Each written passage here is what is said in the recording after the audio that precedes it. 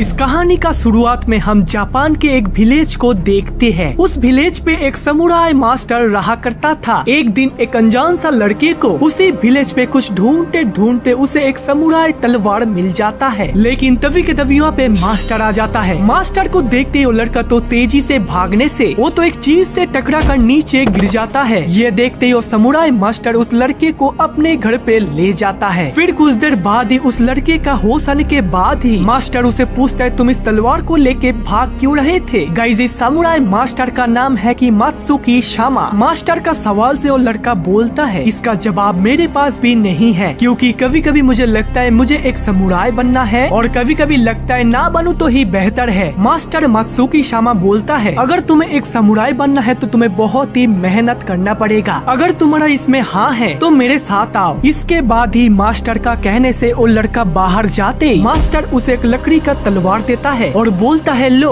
और अपने मर्जी से अटैक करो। इससे वो लड़का फास्ट अटैक करते मास्टर तो उसे पहले ही ढेर कर लेता है, लेकिन वो लड़का तो हार नहीं मानता है। वो तो दोबारा से अटैक करते इस बार मास्टर उसे तो जमीन में गिरा देता है। ऐसे ही मास्टर के साथ पूरे दिन प्रैक्टिस करते करते दिन से दोपहर और दोपहर से रात हो जाता है। उस लड़के को बहुत ही चोट लगने से मास्टर उसे बोलता है तुम यहीं पे रेस्ट लो, मैं थोड़ा सा बाहर घूम के आता हूँ। फिर इसके बाद ही ऐसे ही कुछ महीना प्रैक्टिस करने के बाद हम मास्टर मात्सुकी शामा और उस बच्चे को देखते हैं। मास्टर बोलता है बहुत खूब, तुम कुछ ही दिनों में खुद को बहुत ही इम्प्रूव किए हो। मेरा बाकी स्टूडेंट्स तो तुम जैसा इतना फुर्तीला नहीं है। तुम वाकई में एक अच्छा समुराई बन सकते हो। इसीलिए ही मैं मेरा एक पावरफुल स्टूडेंट का नाम तुम्हें देना चाहता हूँ, जो कि आज से 5 साल पहले ही गुजर गया था, जिसका नाम था लेमन। आज से तुम्हारा नाम है लेमन डोनो। ये लो ये तलवार रखो, आज से उसका नाम भी तुम्हारा और उसका तलवार भी। गाइस इसके बाद ही हम लेमन को उसी का ही एक पार्टनर के साथ फाइट करते हुए देखते हैं, जिसका नाम था गेंसाई। लेमन तो उसे आसानी से हरा देता है। गेंसाई पूछता है तुम हमेशा गले पे क्यों वार करते हो। इससे लेमन बोलता है कि मैं मानता हूँ कि मेरा दुश्मन को हराने का पहला स्टेप ही है उसका गला को काट देना। गाइस एक बात है कि लेमन के अंदर बचपन से एक डेमोनिक पावर मौजूद है, जिसका नाम है गेनमा पावर। इसके बाद ही उसी दिन रात में मास्टर लेमन से पूछता है लेमन मेरा तो एक क्वेश्चन तुम्हारे लिए अभी भी अधूरा ही रह गया।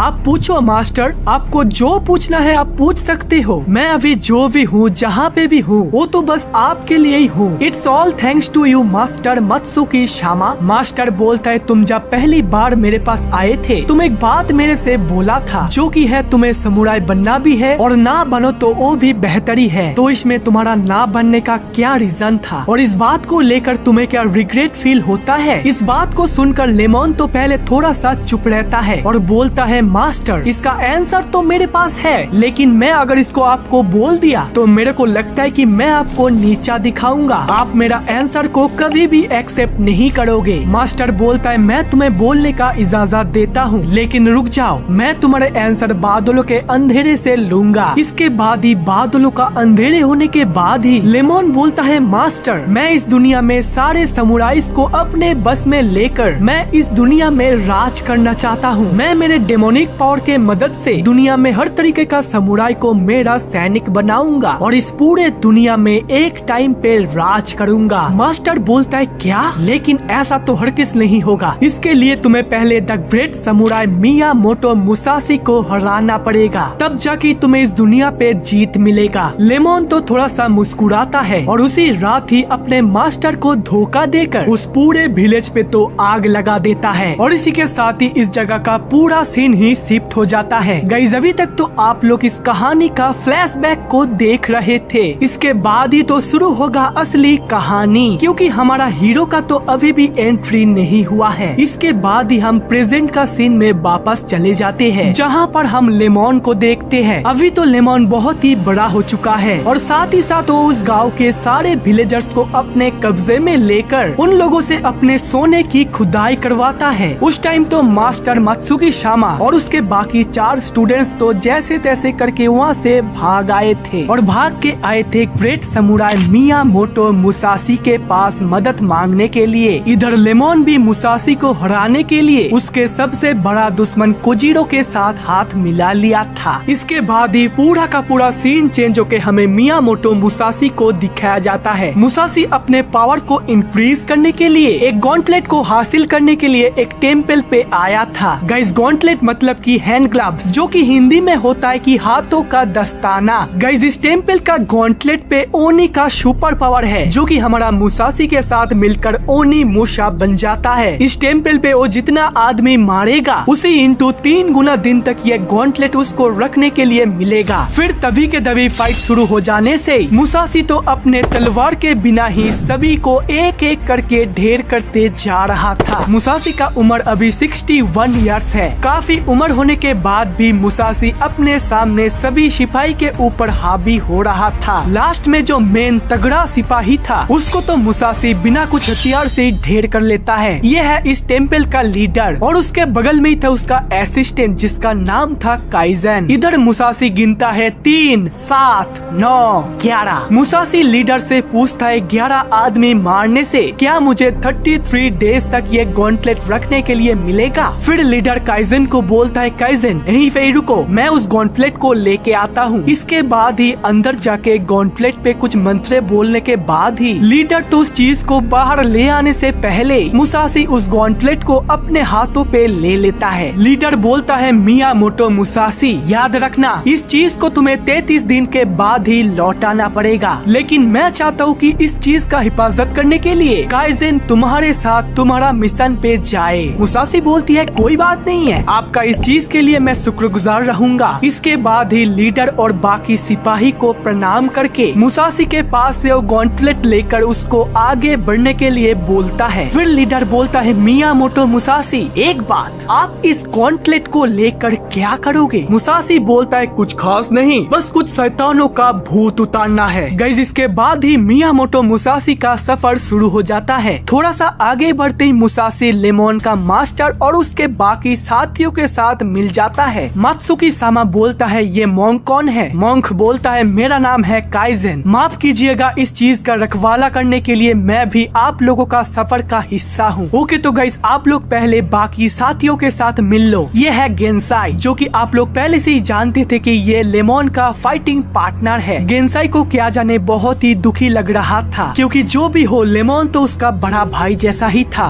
ये है हेकुरो, गोरोमारू, मास्टर और साहे। इसके बाद ही सफर शुरू होने से साहे काइजन को बीच रास्ते में हर कुछ इस मिशन के बारे में बोलते जा रहा था। जंगल के अंदर से धीरे धीरे वो लोग आगे बढ़ रहा था। साहे बोलता है लेमन, जो कि हमारे बीच सबसे काबिल लड़का था, लेकिन उसका गद्दारी के वजह से हम लोग सूरवीर मियामोटो मुसाशी से मदद मांगे हैं। फिर पहाड़ों के बीच से जाते जाते वो लोग एक जगह पे थोड़ा सा आराम करते हैं। इसी बीच काइजन साहे को बोलता है ये बताओ कि मियामोटो मुसाशी क्या सच में एक मशहूर तलवारबाज है? फिर गोरोमारू बोलता है क्या तुम्हें सच में नहीं पता? मियामोटो मुसाशी अपने तलवारबाजी के लिए बहुत ही मशहूर है। उसका सबसे बड़ा दुश्मन कोजीरो, जो कि एक समय का उनके तरह एक ग्रेट समुराई थे, उसको तो मुसाशी बस एक चक्कू से हरा दिया था। उसको हराने के बाद से मियामोटो मुसाशी एक सूरवीर जीनियस तलवारबाज बन गए। फिर काइजन को सभी बातें बोलने के बाद ही काइजन बोलता है मैं सब कुछ ही समझ गया, यानी कि लेमन का अभी का कारनामे को खत्म करने के लिए मियामोटो मुसाशी को बुलाया गया है। इधर तो हम गेंसाई को लेमन के लिए बहुत ही रोते हुए देखते हैं, क्योंकि उसी के साथ प्रैक्टिस करते करते वो दोनों तो एक दूसरे का भाई भाई हो गया था और उसीलिए गेंसाई को लेमन का बहुत ही याद आ रहा था। इधर झील के पास मात्सुकी सामा पानी पी रहा था और तभी वहाँ पे मुसाशी आके बोलता है मात्सुकी सामा मुझे आपसे एक सवाल था, लेमन का नेचर के बारे में बताइए, वो किस तरीके का इंसान है ये मुझे जानना है। सुना है कि आप उसके साथ तब से थे जब उसका उम्र बस 10 साल का था। मात्सुकी सामा बोलता है आसान शब्दों में बोला जाए तो भगवान उसे एक अलग ही चीज का टैलेंट दिया था। अपने काम को बहुत ही हिम्मत से करने के साथ ही साथ वो बहुत ही बहादुर भी था। उसका सोच मेरा बाकी स्टूडेंट्स के मुकाबले बहुत ही अलग था। मुसाशी बोलता है अगर ऐसा ही बात है तो आप अपने स्टूडेंट्स को लेमन के मुकाबला करने के लिए क्यों ले जा रहे हो? ये तो आपका बेवकूफी हुई ना। उन लोगों में से बस गेंसाई है जो कि असली वक्त पर कुछ कर सकता है, तो ये चीज ही अच्छा होगा कि आप अपने बाकी स्टूडेंट्स को अपने अपने घर भेज दीजिए। ये सुनते मास्टर थोड़ा सा मुस्कुराता है और बोलता है जंग हमारे बहुत ही करीब है। लेकिन मुसाशी इन सभी बातों से मेरा मन में भी एक सवाल है, आप अपने तलवारबाज और अपने दिमाग आग पे अच्छे तरीके से काबू पा लिया है। लेकिन इससे आपको क्या हासिल हुआ है बताइए मुसाशी, आप इतने दिनों तक लड़ाई करके लोगों को हरा के क्या हासिल किया है? इस बात को सुनने के बाद ही मुसाशी तो चुप हो जाता है, क्योंकि रियल लाइफ में मियामोटो मुसाशी जापान का एक वैगाबॉन्ड था। वैगाबॉन्ड का मतलब है कि मियामोटो मुसाशी एक जगह से दूसरे जगह बिना कुछ इरादा से घूमे जाता था, और अगर अपने आंखों से किसी को भी गलत काम करते हुए देखा तो उसको वहीं पे जान से मार डालता था। मास्टर के बात से मुसाशी बोलता है, मैंने सब कुछ समझ लिया, लेकिन माफ करना, अगर उन लोगों का कोई भी जान का खतरा हुआ तो आप ही उन लोगों को बचाने जाना, क्योंकि उन लोगों से मेरा कोई मतलब नहीं बनता है। इसके बाद ही फिर से जंगल के अंदर से सफर करते करते वो लोग एक ही लाइन से सभी लोग आगे बढ़ रहा था। थोड़ा सा आगे जाने के बाद ही वो लोग एक चट्टान के ऊपर आ जाता है। साहे बोलता है, लेमन का कैसल बस कुछ ही दूरी में मौजूद है। गाइस, साहे को सब कुछ ही पता था, क्योंकि वो इन ग्रुप में एक हर्बलिस्ट था। उसको उतना भी तलवारबाजी नहीं आता है। हर्बलिस्ट का मतलब है कि वो इंसान जो कि जड़ी बूटियों के मदद से लोगों का घाव चोटों को ठीक करता है, मतलब कि आसान भाषा में एक जड़ी बूटी का डॉक्टर। और उसके पास पहले से ही लेमन का कैसल पे जाने का पूरा नक्शा मौजूद था। इसके बारे में वो लोग सब कुछ ही पहले काइजन को बोल दिया था। इधर साहेब बोलता है, मात्सुकी सामा, हमें अभी क्या करना चाहिए? मास्टर बोलते हैं, हम वैसे ही थके हुए हैं, इसलिए हमें अभी रेस्ट करना चाहिए। अगले दिन ही हमें फिर से इस यात्रा को जारी रखना होगा।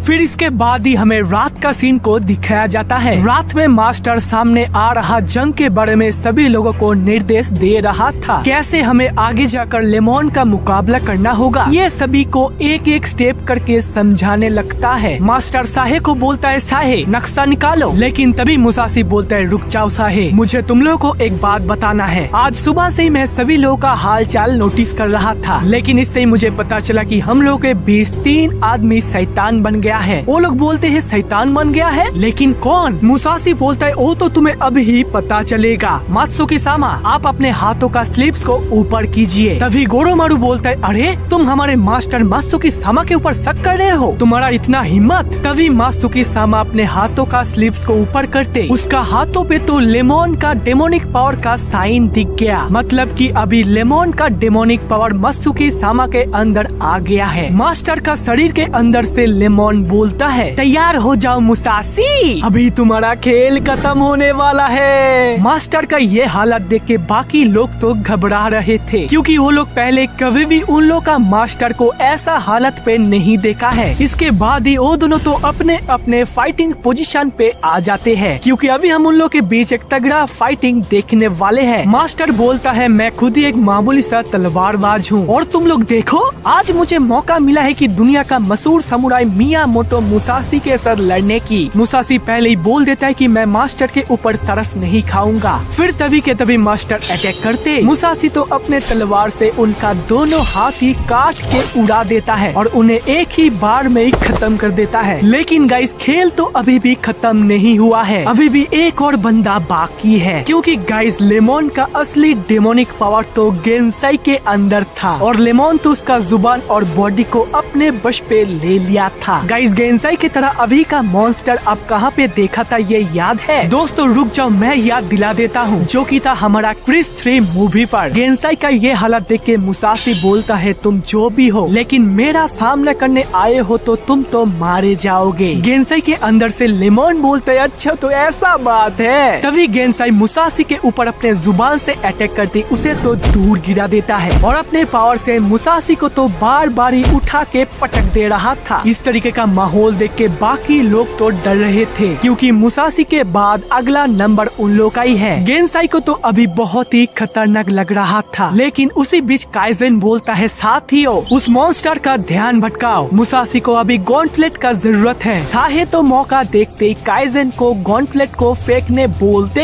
मुसाशी तो उसे पहन लेता है। गॉन्टलेट को पहनने के बाद ही मुसाशी तो गेंसाई के चारों तरफ ही उसको भड़का रहा था, और तभी उसका जीप को पकड़ के उसको उठा के पटक देता है। लेकिन लेमन का गेंसाई भी कुछ कम नहीं था, गेंसाई भी मुसाशी को जबरदस्ती टक्कर दे रहा था, क्योंकि मुसाशी पहले ही बोल दिया था कि इन सभी में गेंसाई है जो कि असली वक्त पे कुछ कर सकता है। तभी गेंसाई उसका जीप से अटैक करते ही मुसाशी तो उसको डॉच करके सही वक्त पर ही अपने तलवार से उसे काट के उड़ा देता है, और लास्ट में तगड़ा अटैक करके उसको पूरा फिनिश कर देता है। फिर इसके बाद ही मुसाशी सभी को बोल देता है कि इस मिशन पे आगे बढ़ने का वक्त तो शैतान कभी भी आ सकता है, इसीलिए जिसको लगेगा कि वो मुकाबला नहीं कर पाएगा वो अपने घर जा सकता है, क्योंकि बीच रास्ते में नखरे मुझे पसंद नहीं। मैं बहुत ही थक गया हूँ, इसीलिए मुझे थोड़ा सा रेस्ट की जरूरत है। और याद रखना, हमारे बीच कोई भी शैतान हो सकता है। इसके बाद ही अगले दिन का सुबह होने के बाद ही मुसाशी को होश आता है। वो देखता है कि सभी लोग तो वहीं पे ही था। मुसाशी बोलता है हमें अगला मिशन पे तो जल्दी निकलना पड़ेगा, लेकिन मेरा पेट पे तो चूहा दौड़ रहा है। तभी पीछे से साहेब बोलता है मुसाशी आपने तो बोला था हमारे बीच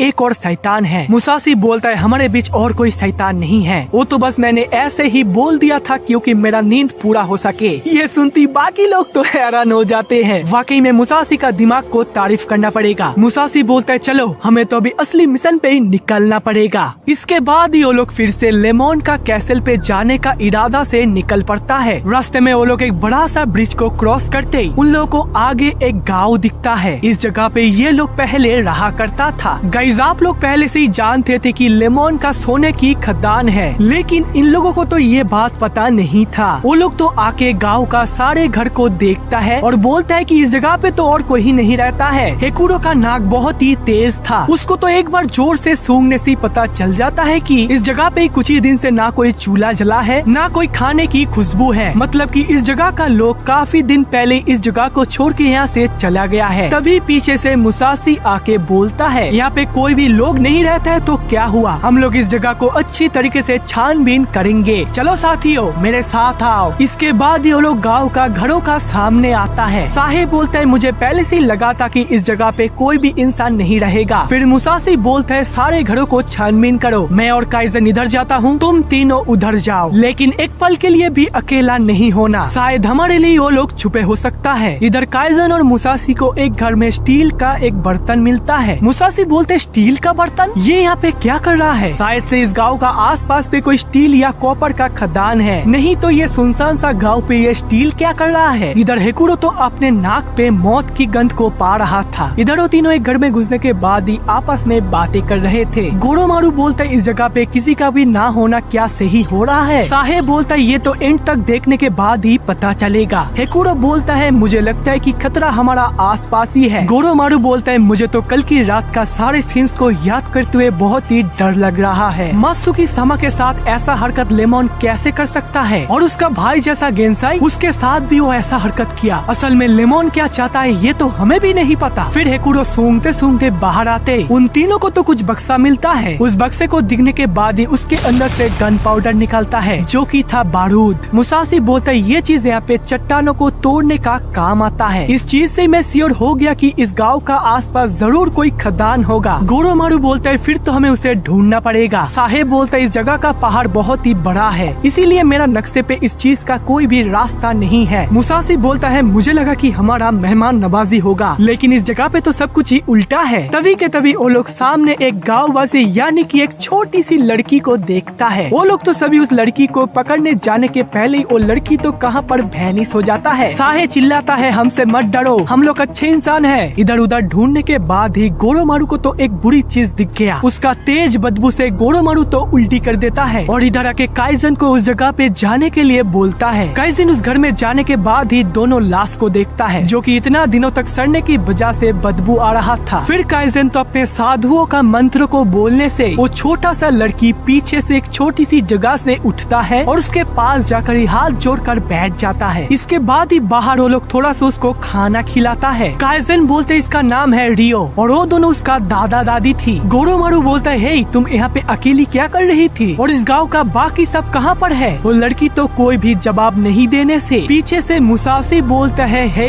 रियो तुम्हारी दादा दादी का मौत कैसे हुआ? अगर तुम ये बात मेरे को बोलोगे तो मैं उनसे तुम्हारा बदला लूंगा। लेकिन तभी के तभी अचानक ही उस जगह का मौसम बदलने लगता है। जोर से हवा के साथ ही साथ उस जगह का पूरा नेचर ही बदल गया, क्योंकि सामने का जंगल से लेमन का ज़ॉम्बीज़ आ रहा था। ये देखकर ही मुसाशी बोलता है काइजन साहे इस लड़की का हिफाजत करना। गोरोमारू हेकुरो मेरे साथ आओ, मुझे नहीं लगता कि ये गेंसाई की तरह उतना भी खतरनाक है। तुम आसानी से अपने कला से इन लोगों को हरा दोगे। टांगों पे बार करके इन लोगों को गिरा देना और गला काट देना। चलो फाइट करते हैं। इसके बाद ही वो तीनों तो तेजी से बढ़ते हैं और एक एक को खत्म करने लगता है। मुसाशी के तलवार के सामने तो कोई भी टिक नहीं पा रहा था। सभी कोई मुसाशी एक एक करके खत्म कर दे रहा था। इधर हेकुरो भी कुछ कम नहीं जा रहा था। वो दोनों भी अपने हिम्मत से सभी ज़ॉम्बीज़ को हरा देने लगता है, लेकिन धीरे धीरे करके उन लोगों का गिनती तो बढ़ते ही जा रहा था। मुसाशी चिल्लाता है, ये तो बढ़ते ही जा रहा है। हेकुरो, गोरोमारू, एक काम करो, तुम लोग इन लोगों को संभालो, मैं एक तरकीब निकालता हूँ। तभी गोरोमारू अपने फैल्कन्स को अटैक करने के लिए बोलता है। गाइस, आप लोग फैल्को का नाम तो फ्री फायर में सुना ही होगा, जो कि एक बाज पंछी है। ज़ॉम्बीज़ के संख्या तेजी से बढ़ने से तभी के तभी वहाँ पे मुसाशी आ जाता है और अपने गॉन्टलेट की मदद से आसानी से ज़ॉम्बीज़ को खत्म कर देता है। मुसाशी बोलता है, गोरोमारू, हेकुरो, तुम लोग जल्दी से जंगल में एक जगह पे छुप जाओ, मैं इन लोगों को संभाल लेता हूँ। जंगल पे तो वो दोनों छुप जाता है और इधर मुसाशी ज़ॉम्बीज़ को बोलता है, क्या तुम लोगों को मेरा शिकार करने में डर लग रहा है? तो आओ अभी इसका शिकार करो। मुसाशी बोलता है, तुम्हें कुछ नहीं होगा, तुम्हें कोई हाथ भी नहीं लगा पाएगा। फिर मुसाशी उस लड़की को चारा बनाकर अपने तरकीब को अप्लाई करता है। पहले तो वो सभी को उसी के घर में ले जाता है और ठीक ही खिड़की के पास आने के बाद ही रियो को बाहर फेंक देता है और तभी के तभी एक बारूद को डिब्बे को काट के उन सभी में बारूद छिड़का देता है। फिर काइजन आग फेंकते ही मुसाशी जोर से छलांग लगाता है और उस जगह पे जोरदार सा एक ब्लास्ट हो जाता है। इससे एक ही पलकों में सारे ज़ॉम्बीज़ का तो धजिया उड़ जाता है। जोरदार का धमाके के बाद ही मुसाशी को पास में एक चीज मिलता है, जो कि है एक सोने की पत्थर। इसके बाद ही वो लड़की असली कहानी को शुरू करता है। हमें एक दिन सोना मिला था। वैसे तो हम लोग पास का पहाड़ में तांबे और टीन का खुदाई करने जाते थे, लेकिन पहाड़ का दूसरे साइड ही हमें एक दिन सोना मिल गया और ये खबर मिनटों में पूरा गांव में फैल गया। इससे साहेब बोलता है, अच्छा तो इस सोने की वजह से उस दिन मात्सुकी सामा को लेमन धोखा दे दिया था और सभी गांववासी को अपने कब्जे में लेकर उस सुनहरी खदान पे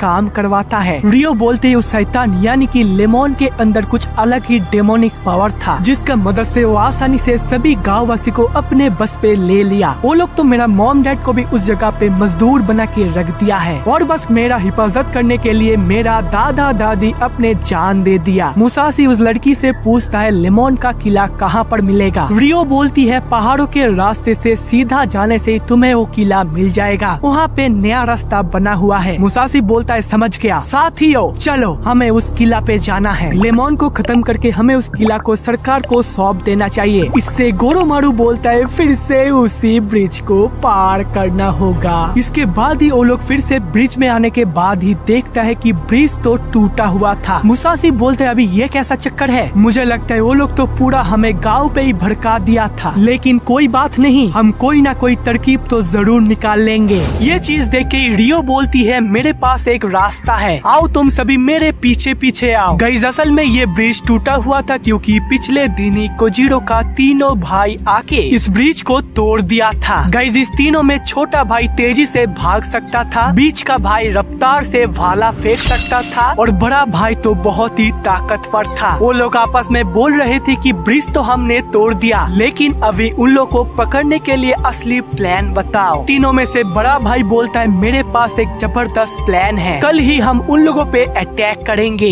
इधर रियो तो सभी लोगों को 2 घंटे से पहाड़ियों के रास्ते से उस ब्रिज का उस पार ले जा रहा है, लेकिन लगातार सफर करने से वो लोग तो बहुत ही थक जाते हैं और मुसाशी का उम्र हो जाने से वो तो और भी ज्यादा थक गया। लेकिन काइजन और साहे का तो कुछ भी नहीं हुआ था, क्योंकि साहे का बचपन से पहाड़ चढ़ने का थोड़ा बहुत एक्सपीरियंस था और काइजन का ट्रेनिंग पे ही तो काइजन को पहाड़ पे चढ़ना होता था। इस बार मुसाशी तो बहुत ही थक जाने से नीचे गिर जाता है। ये देख के रियो बोलती है, सामने एक मैदान है जहाँ पे हम लोग थोड़ा सा रेस्ट कर सकते हैं। साहे बोलता है, हम खाना बना के थोड़ा खाना भी खा लेंगे। इसके बाद ही मैदान पे रेस्ट लेने का समय। काइजन बोलता है, मुझे अंदाजा भी नहीं था कि ये समुराई लोग इतना कमजोर होंगे। साहे बोलता है, भले ही हम लोग मार्शल आर्ट पे महारत हासिल किया है, फिर भी इस तरीके का थकान को हम झेल नहीं सकते हैं। वैसे आज पानी थोड़ा सा कम है, इसीलिए ही खाने में कुछ खास नहीं बन पाएगा। तभी कहाँ से रियो आके एक खरगोश को पकड़ के ले आती है और इसको पकाने के लिए बोलता है, लेकिन काइजन बोलता है, मैं एक मंक हूँ, मांस वगैरह नहीं नहीं खाता हूँ, इसीलिए रियो उसके लिए भी थोड़ा सा खाने का बंदोबस्त किया था। इसके बाद ही खाना खाने के बाद वो लोग थोड़ा सा एनर्जेटिक फील करता है। इस अच्छे खाना के लिए मुसाशी उस लड़की को बहुत बहुत शुक्रिया बोलता है, क्योंकि इससे उसका ताकत फिर से वापस आ गया है। रियो तो गोरोमारू का फैल्कॉन्स के लिए भी थोड़ा बहुत कीड़े मकोड़े ले आई थी। ये लड़की तो वाकई में सभी का ख्याल रख रही है। गोरोमारू आके तो उसको बहुत बहुत शुक्रिया बोलता है। तभी रियो गोरोमारू से पूछता है कि वो शैतान समुराई से आपका क्या रिश्ता है, आप लोग उन्हें ढूंढने के लिए यहाँ पे क्यों आए हो। फिर गोरोमारू बोलता है वो तो हमारा भाई जैसा था, हम लोग तो बचपन से ही एक ही साथ सभी लोग बड़े हुए हैं, हम लोग एक साथ ही खेला करते थे और हमारा मास्टर का नाम था मात्सुकी शामा, जो कि कुछ दिन पहले वो लेमन उन्हें डेमोनिक पावर से कब्जा कर लिया था और इससे ही मुसाशी उन्हें जान से मार दिया। वैसे तुम्हारा कोई भाई बहन नहीं था क्या? रियो बोलती है नहीं, मैं अकेले ही थी, मेरा मॉम डैड पहाड़ों पे काम करने जाते थे और मेरा दादा दादी ही मेरा ख्याल रखती थी और उस शैतान के वजह से सब कुछ ही खत्म हो गया। इधर तो खाना को पकाने के बाद ही पूरा पानी तो ही खत्म हो गया था और इसीलिए साहेब बोलता है हमें आसपास का कोई नदी किनारे से पानी को भर लेना चाहिए। फिर मुसाशी तो रियो को बुलाती है। रियो बोलती है नदी किनारे जाना है, इस तरफ से आओ, इस बार का रास्ता उतना भी दूर नहीं है। गोरोमारू बोलता है नदी किनारे जाएंगे तो मछली पकड़ेंगे। फिर तभी सभी लोग जितना नदी के किनारे जा रहा था उतना ही हमारा रियो थोड़ा थोड़ा शौक हो रहा था। पानी के पास आते ही गोरोमारू बोलता है इसको नदी कहते हैं, ये तो शुरू होने के पहले ही खत्म हो गया, लेकिन ये पानी तो बहुत ही साफ है, इसको पीने के बाद ही सभी लोग तो बहुत ही फ्रेश फील कर रहा था। रियो बोलती है अजीब बात है, हम लोग इतना आगे कैसे आ गए। फिर मुसाशी तो इधर पानी पी रहा था और रियो सभी जंगल को एक साथ ही नोटिस कर रहा था, लेकिन तभी अचानक ही मौसम बदलने लगता है और ये देख के मुसाशी बोलता है साथियों तैयार हो जाओ, लगता है वो लोग फिर से आए हैं। साहे इस बार तुम उस लड़की का हिफाजत करना और बाकी साथियों फाइट के लिए तैयार हो जाओ। तभी के तभी वहाँ पे बहुत सारे स्केलेटन्स आके अटैक करता है। मुसाशी बोलता है हम कर पाएंगे, उस ज़ॉम्बियों के तरह सेम टेक्निक को अप्लाई करो। तभी वो स्केलेटन्स हमला करते हैं और ये लोग अपने तलवार का जादू दिखाता है। साहे पूछता है ये चक्कर क्या है। रियो बोलती है वो लोग जंगलों को काट के पूरा नक्शा ही बदल दिया है, हम लोगों को यहाँ तक लाने के लिए ये उन लोग का चाल है। साहे बोलता है फिक्र मत करो, कुछ नहीं होगा। हेकुरो के साथ ही साथ गोरोमारू भी अपने तलवारबाजी दिखा रहा था और साथ ही साथ गोरोमारू का दोनों फैल्कॉन्स भी। इस बार तो हमारा साहे भी कुछ कम नहीं जा रहा था। फैल्कॉन तो आसानी से उन सभी स्केलेटन्स का मुंडी को उड़ा देता है और इधर हमारा मोंग काइजन जो कि अपने छड़ी के जरिए आसानी से उन सभी स्केलेटन को डॉज करता है। फिर तो लास्ट में एक ही स्केलेटन को खत्म करके उस जगह का सारे स्केलेटन ही खत्म हो जाता है। इस बार का फाइट खत्म होने के बाद ही गोरोमारू तो बहुत ही थक गया था। वो तो तब के तभी उठता है और बोलता है और नहीं, हमें अभी लेमन को खत्म करना ही होगा। तभी के तभी अचानक ही कहां से जोरदार सा एक भाला के गोरोमारू के सीने पे लगता है और थोड़ा सा एक फैल्कॉन को भी लग कर वो फैल्कॉन तो वहीं पे मर जाता है। सभी लोग आने का पहले गोरोमारू का खेल खत्म हो गया था। वो तो लास्ट में बस एक ही बात बोलता है, मेरा एक फैल्कॉन का ध्यान रखना।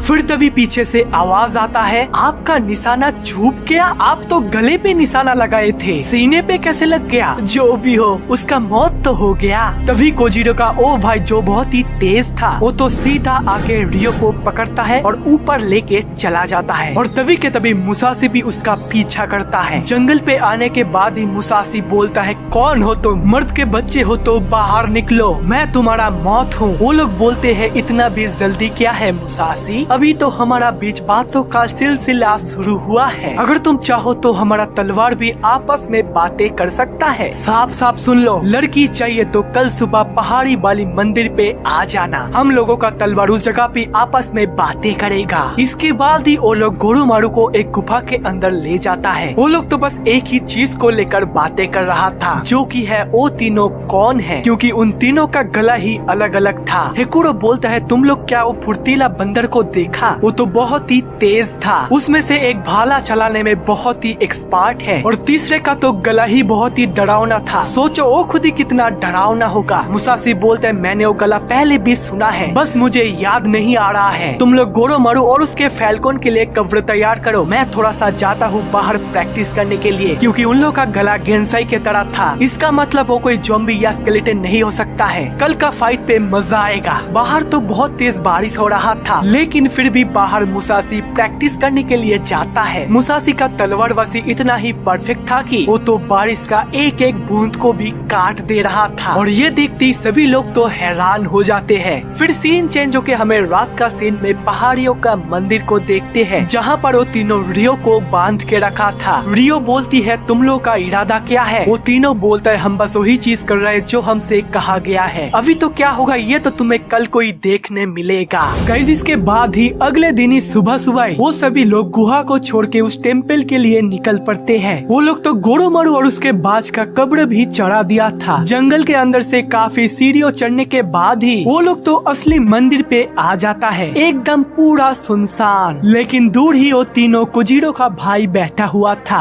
हो मुसाशी तुम आ गए, हमें लगा कि तुम डर के मारे भाग जाओगे, तुम तो बहुत ही हिम्मत वाले हो। मुसाशी बोलते हैं बकवास बंद करो, रियो कहाँ पर है? वो लोग बोलते हैं इतना जल्दबाजी क्यों, रुको जरा, पहले हमसे तो थोड़ा मुलाकात कर लो। तब के तभी मुसाशी काइजन से गॉन्टलेट लेकर अपने हाथों पे पहन लेता है। वो तीनों भाइयों बोलता है तुम तो पहले जैसा उतना भी ताकतवर नहीं रहे, तुम्हें तो आजकल ओनी गॉन्टलेट का जरूरत पड़ रहा है। फिर तभी तीनों अपने मास्क को हटाते मुसाशी तो उन्हें आसानी से पहचान जाते हैं। मुसाशी बोलते अरे कोजीरो का तीनों भाई, तुम लोग जिंदा कैसे हो? तुम लोगों को तो मैंने मेरे हाथों से मारा है। वो तीनों भाई तो मुस्कुराता है देखो हम लोग वापस आ गए ओनी मूसा को खत्म करने के लिए। मुसाशी बोलता है अपना बकवास खुद के पास ही रखो, पहले बताओ रियो कहाँ पर है? कोजीरो का तीनों भाई बोलते आओ पहले तो हम लोगों का सामना करो, फिर तुम्हें उस लड़की का खोज मिलेगा। हम लोग चाहते तो है तुम्हें यहाँ पे जान से मार देने की, लेकिन हम लोग ये नहीं कर सकते हैं क्योंकि हमारे पास ऐसा करने का ऑर्डर नहीं है। मुसाशी बोलता है अच्छा तो तुम लेमन के साथ जुड़े हुए हो, ये बात तो मुझे पहले ही समझ जाना चाहिए था। कोजीरो का तीनों भाई बोलते अरे वाह तुम तो पहले के जैसा ही समझदार निकले, लेकिन तुम्हारे पास तो ओनी गॉन्टलेट का सुपर पावर है और इसी का सामना हम लोग लेमन का गेंदमा पावर से करेंगे। ये गलती मत करना कि हम लोग पहले जैसा ही नॉर्मल सा इंसान है। मुसाशी बोलता है बातें बहुत हो रहा है, क्यों ना हमारा तलवार भी आपस में थोड़ा सा बात कर ले। बड़ा भाई बोलता है नेकी और पूछ पूछ। फिर तभी वो लोग एक एक करके अपने डेमोनिक पावर को एक्टिवेट करता है। बड़ा भाई बोलता है अभी तुम्हें कौन बचाएगा, हारने के लिए तैयार हो जाओ। मुसाशी बोलता है तो तुम लोग अपने असली रंग को दिखा ही दिया। तभी के तभी 2 नंबर का भाई एक सूखी पेड़ से अपने सबसे बड़ा नुकीले तलवार को निकालता है और इधर बड़ा भाई का आदेश से छोटा भाई तो तेजी से जाके एक बेल के पास जाता है। उसके अंदर ही वो लोग रियो को रख दिया था और तभी उस पेड़ पे आग लगा दिया जाता है। तभी के तभी मुसाशी बोलता है काइजन साहे हिकुरो खड़े खड़े देख क्या रहे हो, जाओ उस बच्ची को बचाओ। तभी साहे दौड़ के जाता है और रियो को बोलता है रियो घंटे के बीचों बीच रहो, इससे तुम्हें गर्मी नहीं महसूस होगा, हम लोग कोई तरकीब निकालते हैं। पास में ही काइजन को एक मजबूत सा पेड़ का टुकड़ा दिखता है। वो तीनों तो उसे एक साथ पकड़ के तेजी से घंटे पे वार करता है, लेकिन इससे घंटा का थोड़ा सा कोना भी नहीं हिला। फिर वो लोग नेक्स्ट उपाय लगाता है जो कि घंटों का नीचे में थोड़ा सा खुदाई करके उसमें उस पेड़ का टुकड़े को घुसाकर एक सपोर्ट की मदद से उसको उठाने की कोशिश करता है, लेकिन वो घंटा तो बहुत ही भारी था। वो लोग अपने जी जान लगाकर उसको उठाने की कोशिश करता है। इधर तो 3 राक्षस के साथ मुसाशी का फाइट शुरू होता है। वो तीनों भाई तो मुसाशी के सामने काफी स्ट्रॉन्ग थे। फाइट करते करते वो सेकंड भाई उसका बड़ा सा हथियार लेके मुसाशी के ऊपर तो तेजी से वार करता है। इस अटैक को मुसाशी डॉस तो कर लेता है, लेकिन वो दूर जाके घायल हो जाता है। तीनों भाई बोलते हैं अभी भी वक्त है, सरेंडर कर लो, इससे तुम्हारा और लड़की का दोनों का ही भला है। इस अटैक को झेल लिए तो क्या हुआ, दूसरा और तीसरा अटैक से ही तुम मारे जाओगे। घंटे के अंदर थोड़ा थोड़ा धुआं जाने से रियो को तो दिक्कतें आ रहा है। इधर मुसाशी बोलता है आ जाओ, तुम लोगों को नर्क में भेजने का टाइम आ चुका है। ये सुन के बड़ा भाई बोलता है बहुत खूब, ये हुई ना मर्दों वाली बात। इसके बाद ही फिर से मुसाशी के ऊपर अटैक करने से मुसाशी भी तगड़ा अटैक करता है, लेकिन सेकंड भाई का बेहतरीन हथियार का सेकंड वार से इस बार तो वो लोग मुसाशी को दूर गिरा देता है। इधर साहे हिकुरो और काइजन तो जी जान लगा दे रहा था उस घंटे को ऊपर करने के लिए, लेकिन इससे कोई भी फायदा तो नहीं हो रहा था। कोजीरो का भाई बोलता है आज जो भी हो जाए हम लोग को कितना भी घाव न सहना पड़े, आज जीत सिर्फ कोजीरो का तीनों भाइयों का होगा। हमारा थर्ड अटैक को तुम सहन नहीं कर पाओगे मुसाशी।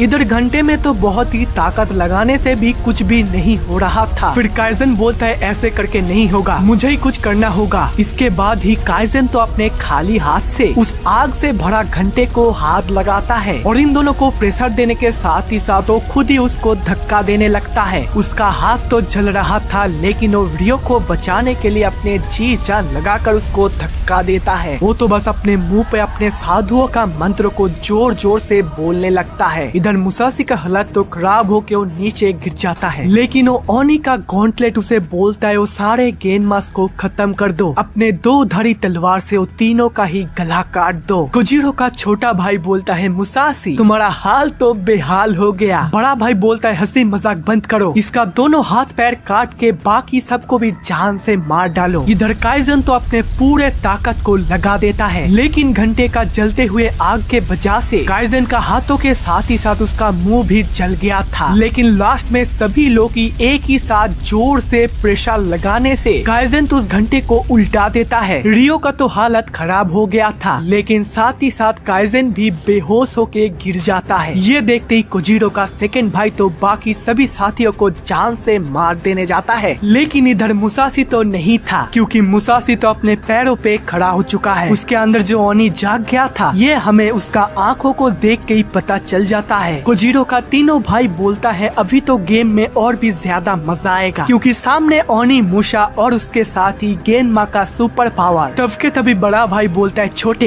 अटैक कर, हम दोनों भी पीछे पीछे आते हैं। इस बार मुसाशी ओनी हो और जो भी हो वो तो हमसे बच नहीं पाएगा। फिर तभी छोटे अटैक करते मुसाशी तो अपने तलवार से सीधा उसका गला कोई काट देता है और बड़ा भाई का पेट को भी बीच से काट के उड़ा देता है। और लास्ट में सेकंड भाई अपने तगड़ा हथियार से अटैक करते गोरोमारू के फैल्कन भी उसके ऊपर अटैक करता है और उसी टाइम पे मुसाशी उसका पूरा बॉडी को ही चूर चूर कर देता है। तीनों का लाश गिरने के बाद ही ओनी गॉन्टलेट सभी का पावर को कंज्यूम कर लेता है। ये चीज पिछले बार गेंसाई और मास्टर को खत्म करने के बाद भी हुआ था। इधर काइजन का तो पूरा शरीर ही जल गया था लेकिन मुसाशी का ये ओनी बनने का हालत देख के उठता है और उसके पास जाता है। काइजन जाकर मुसाशी को बोलता है कि भले आप ओनी बनकर सबसे पावरफुल बन जाओगे लेकिन ये ओनी बनने का गलती दोबारा मत करना। और ये बोलती हो तो नीचे गिर जाता है। इसके बाद ही सीन चेंज होके वो लोग काइजन को एक घर में ले आता है। इस टाइम तो काइजन का जीवन का आखिरी सांसें चल रहा था। सभी लोग काइजन को ये हालत में देखकर बहुत ही रो रहा था क्योंकि वो तो बस एक अनजान सा लड़की को बचाने के लिए अपने जान को ही कुर्बान दे दिया। ये देखकर रियो तो बहुत ही रोने लगता है। इसके बाद ही काइजन बोलता है मियामोटो मुसाशी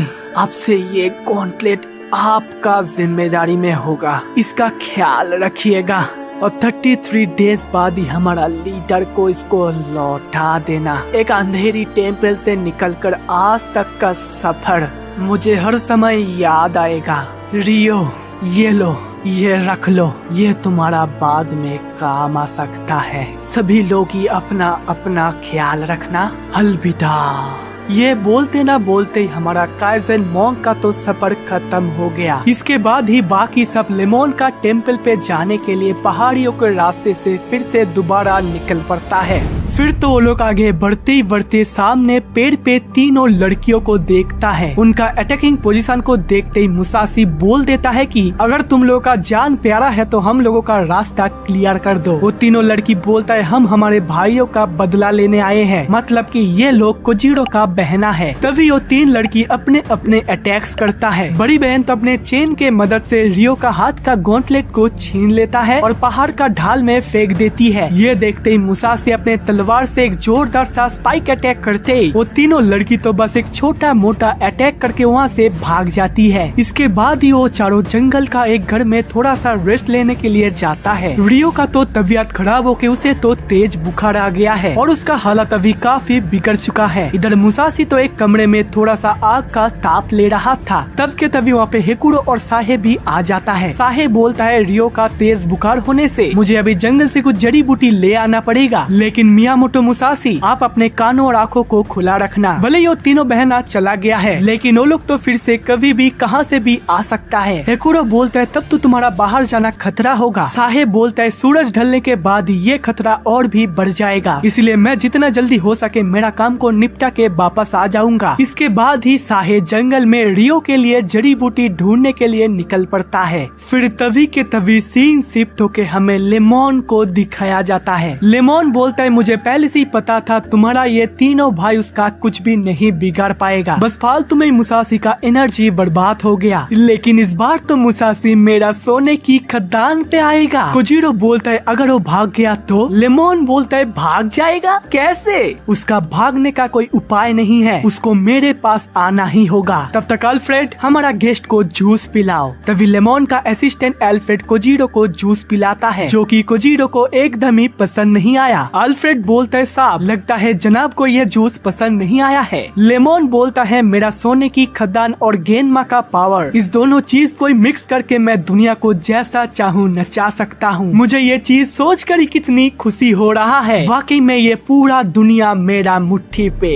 इधर घर में हेकुरो तो रियो का ख्याल रख रहा था और बाहर में मुसाशी प्रैक्टिस करते जा रहा था, क्योंकि ट्रेनिंग ही मुसाशी को और भी ताकतवर बनाएगा। इधर साहे भी अपने जड़ी बूटी ढूंढने का काम को बरकरार रखता है, नदी किनारे से पानी को इकट्ठा करता है और रियो का बुखार के लिए भी जड़ी बूटी ढूंढता है। इधर तो रियो को सपने में अपने बचपन का याद आ रहा था, कैसे वो नदी से पानी इकट्ठा करती थी, कैसे वो एक साथ मम्मी पापा के साथ खाना खाती थी और कैसे वो उनके साथ एक साथ ही गाँव पे घूमता रहती थी। तभी के तभी उसको अचानक ही होश आ जाती है। बाहर तो मुसाशी लगातार ही प्रैक्टिस करते जा रहा था। रियो तो बाहर के पास का कटे हुए पेड़ पे बैठती है। मुसाशी उसे पूछता है अब तबीयत कैसा है, बुखार उतर गया? अगर नहीं उतारा है तो साहे तुम्हारे लिए जंगल से जड़ी बूटी लाने के लिए गया है, तुम जल्द ही ठीक हो जाओगे। रियो बोलती है मेरा दोस्त लोग भी बचपन से एक समुराई बनना चाहते थे, लेकिन मुझे ये इतना भी दिलचस्प नहीं लगता है। एक बात बताओ, तुम तो इतना पावरफुल हो, फिर भी तुम ट्रेनिंग क्यों कर रहे हो? मुसाशी बोलता है मुझे ताकत चाहिए और भी ज्यादा ताकत, जो कि मुझे ट्रेनिंग के वजह से ही मिलेगा। मैं तो पूरा इस चीज पे भरोसा नहीं कर सकता हूँ, मेरे अंदर भी खुद का पावर होना चाहिए। मुझे सभी लोग एक अच्छा समुराई मानते तो है, लेकिन मुझे नहीं लगता मैं एक अच्छा समुराई हूँ, इसलिए मुझे और भी ट्रेनिंग की जरूरत है और मैं तुम्हारे दोस्तों के सपनों की तरह एक अच्छा समुराई बनना चाहता हूँ, जिसके अंदर खुद का बहुत बहुत पोटेंशियल पावर होगा। फिर वो लड़की बोलता है तुम समुराई बन के क्या करोगे? मुसाशी बोलता है तुम्हें इतना कुछ जान के कुछ भी फायदा नहीं होगा, जाओ जाके घर में जाकर आराम करो, तुम्हारा बुखार अभी भी उतरा नहीं है। इसके बाद ही अगले दिन ही सुबह सुबह ही वो लोग फिर से वो तीनों लड़कियों को पेड़ पे देखता है। वो तीनों लड़कियों बोलता है इस बार तो तुम हमारे हथियार से बच नहीं पाओगे, हम लोग और भी खतरनाक हो गए हैं। लेकिन मुसाशी तो अपने तलवार का एक ही बार में वो तीनों लड़की को काट के उड़ा देता है और बोलता है अभी रास्ता पूरा क्लियर है। इसके बाद ही वो चारों पहाड़ियों के रास्ते से आगे जाते जाते आखिरकार वो लोग लेमन का सोने की कैसल पे पहुंच ही जाते हैं। मुसाशी बोलता है सभी लोग तैयार, चलो अंदर चले। फिर तो गुफा के अंदर घुसने के टाइम ही मुसाशी बोलता है सभी लोग चौकन्ना रहना, सामने और पीछे कहां से भी हमला हो सकता है। इसके बाद ही वो लोग सोने की कैसल का मेन कॉरिडोर पे जाने के बाद ही सभी लोग तो हैरान हो जाते हैं, क्योंकि दोस्तों अगर आपको धरती से कई दूर अंतरिक्ष में भेज दिया जाए, जहां से धरती पर वापस आना एक तरह से नामुमकिन है, तो सोचो आप क्या करोगे। तो आज की कहानी भी इसी के ऊपर है, जहां हम दो एस्ट्रोनॉट को दिखेंगे जो धरती से हजारों लाइट ईयर्स दूर अंतरिक्ष में एक स्पेसशिप में जाते हैं, जहां से वापस लौटना नामुमकिन है। अब वो लोग कैसे वहां पर खुद को जिंदा रखते हैं, ये हम कहानी में जानेंगे। तो शुरू करते हैं। कहानी की शुरुआत साल 1929 में होती है, जब एक फेमस एस्ट्रोनॉट डेविड अपने 2 बच्चों की पेंटिंग बना रहा होता है। इसी दौरान उसकी पत्नी जेसिका पीछे से आती है और कहती है कि उन्हें जल्दी निकलना चाहिए, वरना वे फिल्म देखने के लिए लेट हो जाएंगे। अब डेविड अपने फैमिली को फिल्म दिखाने के लिए ले जाता है। डेविड अपने फैमिली से बहुत प्यार करता है और वो हर हफ्ते अपनी वाइफ और बच्चे को घुमाने ले जाता है। और आज भी वो एक फिल्म देखने आए हैं और फिल्म खत्म होने के बाद एक कपल आके उन्हें रोक लेते हैं और डेविड को बधाई देते हैं और कहते हैं कि उन्होंने उसे टीवी पर देखा है, क्योंकि वो एक बहुत बड़ा एस्ट्रोनॉट है। अब वो कपल डेविड से रिक्वेस्ट करते हैं कि वो उसकी बॉडी को टच करना चाहते हैं। उसके बाद वहाँ के बहुत सारे लोग डेविड के बॉडी को टच करते हैं और उसे बधाई देने लगते हैं। अब डेविड इतना फेमस क्यों है और ये लोग डेविड को किस चीज की बधाई दे रहे हैं और क्यों बार बार उसे छू रहे हैं, ये हमें आगे पता चलेगा। अब डेविड अपने फैमिली के साथ घर आ जाता है। तब डेविड की वाइफ जेसिका एक अजीब वैन को उनके घर के बाहर देखती है और उसे लगता है मानो कोई उन्हें देख रहा हो, लेकिन वह इसे नजरअंदाज कर अंदर चली जाती है। बच्चों के सोने के बाद डेविड और जेसिका कुछ एक दूसरे के साथ कुछ समय बिताते हैं। अचानक डेविड की कलाई की घड़ी बजने लगती है कि उसे कहीं जाना है। फिर हम एक और कपल को देखते हैं जो है क्लिफ, उसकी पत्नी लाना और उनके बेटे हेनरी। क्लिफ भी डेविड की तरह एक एस्ट्रोनॉट है। क्लिफ ने हाल ही में शहर से दूर एक घर खरीदा है ताकि वो लोगों से दूर रह सके। क्लिफ का जीवन डेविड से बहुत अलग है।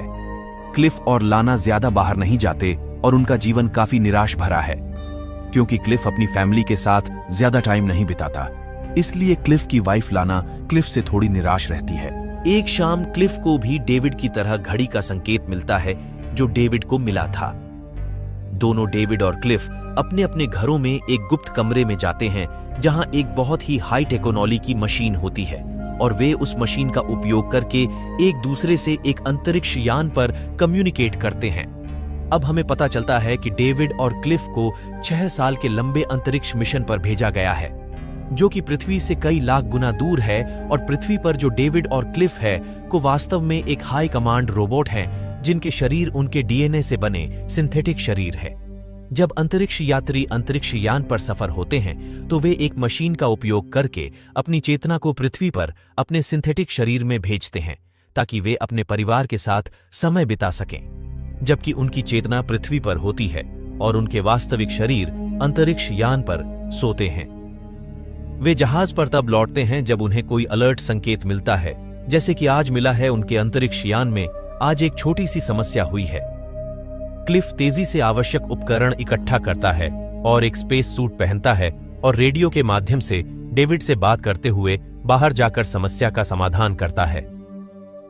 कुछ समय बाद क्लिफ सफलतापूर्वक जहाज की मरम्मत कर लेता है।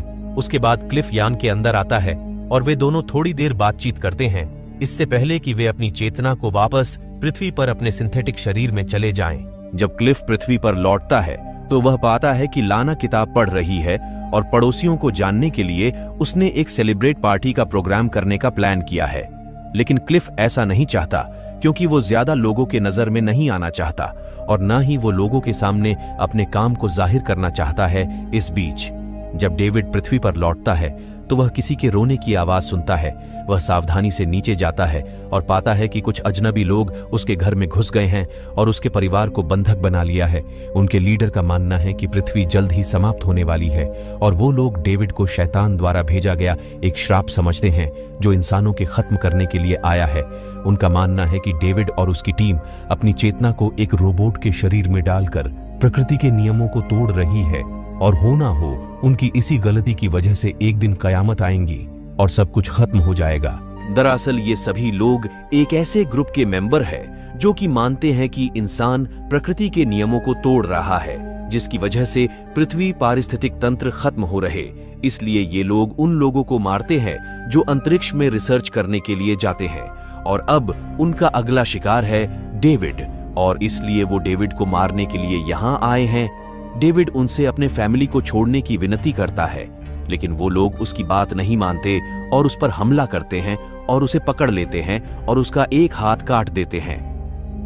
क्योंकि डेविड का शरीर सिंथेटिक है इसलिए उसका खून नहीं बहता, जिससे उन्हें यकीन होता है कि वह प्राकृतिक नियमों का उल्लंघन कर रहा है और सर्वनाश का कारण बन रहा है। इसलिए वे तय करते हैं कि को इस जैसे सभी को मारना चाहिए और डेविड के सिर पर वार करते हैं जिससे उसकी चेतना अंतरिक्ष यान पर वापस चली जाती है। डेविड तेजी से सिंथेटिक शरीर में लौटने की कोशिश करता है लेकिन खुद को बंधा हुआ पाता है और अब वो लोग उसके परिवार को मारने की तैयारी कर रहे हैं। जेसिका अपने हाथ को काटती है ताकि वह उन लोगों को दिखा सके कि वह इंसान है न कि कोई सिंथेटिक रोबोट, लेकिन इससे उन लोगों का विचार नहीं बदलता। वे एक एक करके उसके परिवार के सभी लोगों को मारते हैं और उनका खून दीवारों पर पोतते हैं। अंत में वे डेविड के सिंथेटिक शरीर को आग लगा देते हैं। क्लिफ फोन पर डेविड के परिवार पर हमले के बारे में सुनता है और फौरन अंतरिक्ष यान पर लौटता है जहां वह डेविड को रोता हुआ पाता है।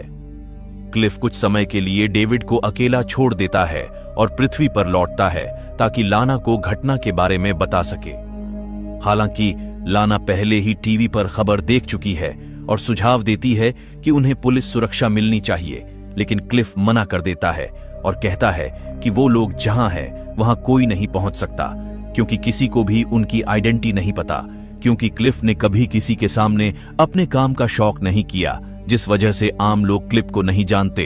अब क्लिफ लाना को कहता है कि उसे अब स्पेस यान में लौटना चाहिए, क्योंकि डेविड वहां अकेला है और अब उसका कोई सहारा नहीं रहा जिससे वो अपना मकसद भूल सकता है या फिर खुद को कोई नुकसान भी पहुंचा सकता है। लाना पूछती है कि क्यों वे डेविड के लिए पृथ्वी पर एक नया सिंथेटिक शरीर नहीं बना सकते। क्लिफ समझाता है कि यह असंभव है, क्योंकि उन्हें सिंथेटिक शरीर बनाने के लिए एक वास्तविक शरीर की आवश्यकता होती है और अब डेविड के पूरे परिवार की मृत्यु हो गई है। उसके पास पृथ्वी पर आने का कोई कारण नहीं है। क्लिफ डेविड के साथ समय बिताने के लिए अंतरिक्ष यान पर अधिक समय बिताने लगता है, लेकिन डेविड अधिक से अधिक चुप और दूर हो जाता है। एक सुबह क्लिफ को पता चलता है कि डेविड के परिवार का अंतिम संस्कार टीवी पर लाइव प्रसारित किया जाएगा। डेविड अंतरिक्ष यान से प्रसारण देखता है और बहुत ही उदास महसूस करता है। अब कई महीनों बीत जाते हैं और डेविड अंतरिक्ष में अकेला रहता है, पृथ्वी पर लौटने में असमर्थ और अपने परिवार की हत्या की यादों से परेशान होता है। वह अवसाद में डूबने लगता है। एक दिन जब क्लिफ अपने बेटे के साथ मछली पकड़ रहा होता है तो उसे एयरलॉक बंद होने की सूचना मिलती है।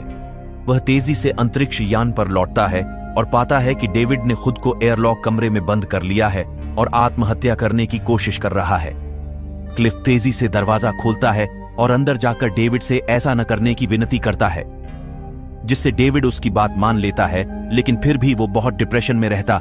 इसलिए क्लिफ पृथ्वी पर लौटता है तो वह लाना से कहता है कि अगर डेविड खुद को नुकसान पहुंचाता है तो उनका पूरा अंतरिक्ष मिशन खतरे में पड़ जाएगा।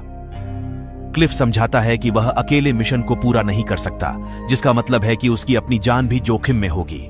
लाना सुझाव देती है कि क्लिफ डेविड को कुछ समय के लिए अपना शरीर इस्तेमाल करने दे ताकि वह पृथ्वी पर आ सके और शायद कुछ सुकून पा सके, क्योंकि वह कई महीनों से अंतरिक्ष में अकेला है। क्लिफ सहमत होता है और एक नियमित जांच के दौरान डेविड को पृथ्वी पर आने का मौका देता है। क्लिफ सुझाव देता है कि डेविड सिंथेटिक शरीर का उपयोग करके पृथ्वी पर जाए, उम्मीद करता है कि इससे उसे अच्छा लगेगा। डेविड सहमत होता है और क्लिफ लाना को सूचित करता है कि डेविड क्लिफ के शरीर में पृथ्वी पर आएगा। डेविड अपनी चेतना को क्लिफ के शरीर में इंपोर्ट करता है। शुरुआत में वो कुछ अजीब महसूस करता है, लेकिन जल्दी ही एडजस्ट कर लेता है। लाना उसका स्वागत करती है और उसे खुले परिवेश दिखाती है। कई महीनों के बाद पृथ्वी पर लौटने के बाद डेविड ताजा हवा और जीवित चीजों को देखकर उत्साहित हो जाता है। अत्यधिक भावुक होकर वह अपने परिवार को याद करता है और रोने लगता है, लेकिन लाना उसे सहारा देती है। डेविड क्लिफ के घर की पेंटिंग करने का फैसला करता है, क्योंकि वह एक बहुत अच्छा पेंटर है और उसे पेंटिंग का बहुत शौक है। जब डेविड अंतरिक्ष यान पर लौटता है तो वह क्लिफ को पृथ्वी पर आने का मौका देने के लिए धन्यवाद देता है। डेविड ने पृथ्वी पर देखे गए घर की ड्राइंग शुरू कर दी है। कुछ दिनों बाद जब क्लिफ वापस आता है तो डेविड उसे ड्राइंग दिखाता है, जो अपनी बारीकी और सटीकता से क्लिफ को चकित कर देता है। डेविड फिर क्लिफ से अनुरोध करता है कि उसे अपने शरीर में लौटने और ऑयल पेंट्स के साथ पूरी पेंटिंग बनाने की अनुमति दे। वह जोर देकर कहता है कि वह केवल क्लिफ की अनुमति से ऐसा करेगा। पृथ्वी पर लौटने पर क्लिफ इस अनुरोध के बारे में लाना से चर्चा करता है। वे फैसला करते हैं कि डेविड क्लिफ के शरीर में केवल 1 घंटे के लिए हर सप्ताह पृथ्वी पर आ सकता है, क्योंकि डेविड की मानसिक स्थिति पृथ्वी पर आने से बेहतर हो जाती है। लाना सहमत होती है कि उसे नियमित रूप से आने दिया जाए। अगली बार जब डेविड आता है तो लाना ने पहले ही पेंटिंग एरिया सेट कर रखा होता है। वे अपने शौक के बारे में बात करते हैं, खासकर किताबों के बारे में, और जैसे जैसे दिन बीतते हैं डेविड क्लिफ के शरीर में अधिक समय बिताने लगता है। वह पेंटिंग में सांत्वना पाता है और उसका मूड काफी बेहतर हो जाता है। शुरुआत में लाना डेविड को उसकी यात्राओं के दौरान अकेला छोड़ देती है, लेकिन समय के साथ वे एक दूसरे के साथ अच्छा समय बिताने लगते हैं। एक दिन जब डेविड लाना को पेंटिंग सिखा रहा होता है तो लाना भूल जाती है कि वह उसके पति के शरीर में है और थोड़ा अनकंफर्टेबल महसूस करती है। डेविड लाना के पोर्ट्रेट्स बनाना शुरू कर देता है और वे एक दूसरे के काफी करीब आने लगते हैं। वे अधिक समय एक साथ बिताने लगते हैं, अक्सर बाहर जाते हैं, जबकि क्लिफ घर पर रहता है। लाना क्लिफ से बोर होने लगती है और डेविड को अधिक पसंद करने लगती है, भले ही वह क्लिफ के शरीर में हो। कुछ दिनों बाद डेविड फाइनली एक पेंटिंग पूरी करता है जिसे लाना बहुत पसंद करती है। वे इसे मनाने के लिए डांस करने लगते हैं, लेकिन डेविड लाना के साथ इंटीमेट होने की कोशिश करता है। लेकिन लाना घर वापस भाग जाती है और छोटा हेनरी इस दृश्य को देख लेता है। डेविड उसका पीछा करते हुए कहता है कि वह जानता है कि लाना भी उसे पसंद करती है। लाना उसे दूर धकेलते हुए कहती है कि वह केवल उसके पति के शरीर को देखता है और उसकी भावनाओं को नहीं समझता। गुस्से में और दुखी डेविड गुस्से में घर से बाहर चला जाता है और पाता है कि उसकी पेंटिंग बर्बाद हो गई है। उसे एहसास होता है कि यह हेनरी ने किया है। डेविड गुस्से में हेनरी को थप्पड़ मारता है और हेनरी घर लौटकर रोने लगता है, जिस वजह से लाना को बहुत ज्यादा गुस्सा आता है और डेविड से कहती है कि वह यहां से चले जाए। डेविड क्लिफ को बिना कुछ बताए अंतरिक्ष यान पर लौटता है। जब क्लिफ पृथ्वी पर लौटता है तो वह लाना से कहता है कि डेविड को उसकी पेंटिंग पूरी करने के लिए आने देना चाहिए और फिर वह वापस नहीं आएगा। लाना क्लिफ को डेविड के हरकतों के बारे में नहीं बताती क्योंकि वह नहीं चाहती कि क्लिफ डेविड से लड़े। अगली बार जब डेविड पृथ्वी पर आता है तब लाना हेनरी को लेकर बाहर चली जाती है, डेविड को अकेला छोड़ देती है ताकि वह पेंटिंग कर सके। इस बीच अंतरिक्ष यान पर क्लिफ को पता चलता है कि ट्रेडमिल खराब हो गया है। समय बिताने के लिए वह डेविड के पेंटिंग को देखना शुरू कर देता है और लाना के नंगे स्केच पाता है।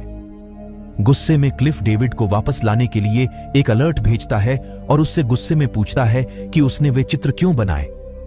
डेविड दावा करता है कि वे सिर्फ कल्पनाएं थीं, लेकिन क्लिफ उसे मुक्का मारता है।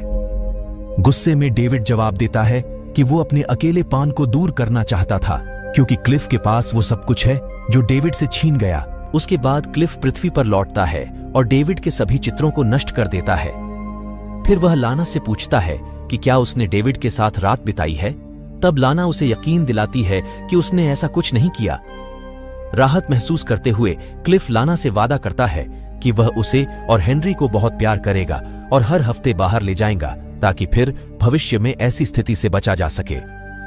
अगली बार जब क्लिफ अंतरिक्ष यान पर होता है तब डेविड अपने व्यवहार के लिए माफी मांगता है और लाना और हेनरी से माफी मांगने के लिए पृथ्वी पर जाने का अनुरोध करता है। क्लिफ इनकार करता है और झूठ बोलता है कि लाना सोचती है कि डेविड एक बेशरम आदमी है जो कि औरतों की इज्जत नहीं करता। क्लिफ फिर खुद पृथ्वी पर लौटता है। एक दिन जब क्लिफ अपने परिवार के साथ होता है तो उसे अंतरिक्ष यान पर एक समस्या के बारे में अलर्ट मिलता है और वह तेजी से लौटता है। डेविड उसे बताता है कि शायद स्पेसशिप का कोई हिस्सा टूट गया है, इसीलिए क्लिफ सूट पहनकर चेक करने जाता है। हालांकि उसे कुछ भी गलत नहीं मिलता। अचानक डेविड रेडियो पर जवाब देना बंद कर देता है। डर से क्लिफ वापस लौटने की कोशिश करता है, लेकिन एयरलॉक बंद हो जाता है। क्लिफ चिल्लाता है कि उसे अंदर वापस जाने की जरूरत है क्योंकि उसकी ऑक्सीजन खत्म हो रही है। कुछ समय बाद दरवाजा आखिरकार खुलता है और क्लिफ अंदर लौटता है। डेविड दावा करता है कि कंप्यूटर ने गलत रिपोर्ट भेज दी होगी और वह बाथरूम में था, इसलिए रेडियो का जवाब नहीं दे सका। तब क्लिफ देखता है कि उसका लिंक कार्ड, जिसका उपयोग पृथ्वी पर यात्रा करने के लिए होता है, उसके सामान से गायब है। डेविड कार्ड को अपनी जेब से निकालता है, जिससे क्लिफ को यकीन होता है कि शायद कुछ गड़बड़ है, इसलिए क्लिफ फौरन पृथ्वी पर लौटता है, यह जांचने के लिए कि सब कुछ ठीक है, और पाता है कि उसका सिंथेटिक शरीर खून से लथपथ है। भयभीत होकर वह अपनी पत्नी और बेटे के शवों को खून के तालाब में पाता है। डेविड ने क्लिफ के शरीर का उपयोग करके उन्हें मार डाला था।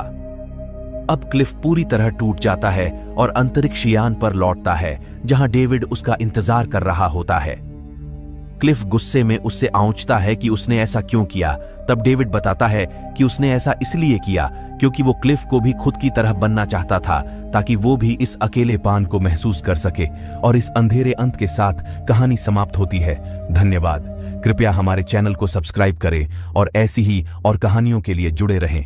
Thank you for watching.